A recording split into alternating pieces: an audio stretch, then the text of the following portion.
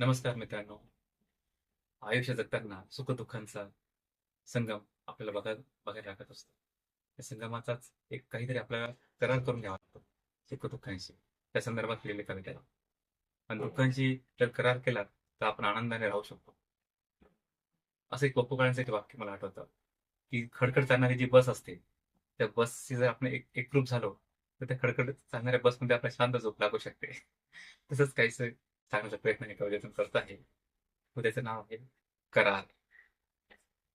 ऐका. आयुष्य इथं जगण्यात दुःखेच फार आहे. आयुष्य इथं जगण्यात दुःखेच फार आहेत. म्हणून हसून जिंदगी जगण्याचा नियतीशी केला करार आहे. म्हणून हसून जिंदगी जगण्याचा नियतीशी केला करार आहे. जीवनाच्या वाटेवरती खास खळगे अपार आहेत. जीवनाच्या वाटेवरती खाच खळगे अपार आहेत. ठेचाळला पाय माझा, ठेचाळला पाय माझा, तरीही वेदनांना नकार आहे. हसूनही जिंदगी जगण्याचा नियतीशी केला करार आहे. सांगू नको कुणासही, सांगू नको कुणासही, मनातील वेदना बेशुमार आहेत. सांगू नको कुणासही, मनातील वेदना बेशुमार आहेत. पर दुःखात आनंद मागण्याचा, पर दुःखात आनंद मागण्याचा इथल्या लोकांना विकार आहे. पर दुःखात आनंद मानण्याचा इथल्या लोकांना विकार आहे. हसूनी जिंदगी जगण्याचा नेतिकीशी केला करार आहे. खेळून झाले तर खेळ सारे, खेळून झाले तर खेळ सारे, न कुठला प्रकार आहे.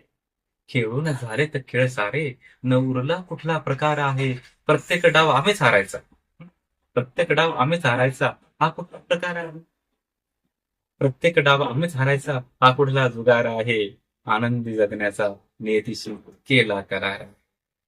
ज्याला त्याला सांगणे हा विधानांचा प्रचार आहे. ज्याला त्याला सांगणे हा विधानांचा प्रचार आहे.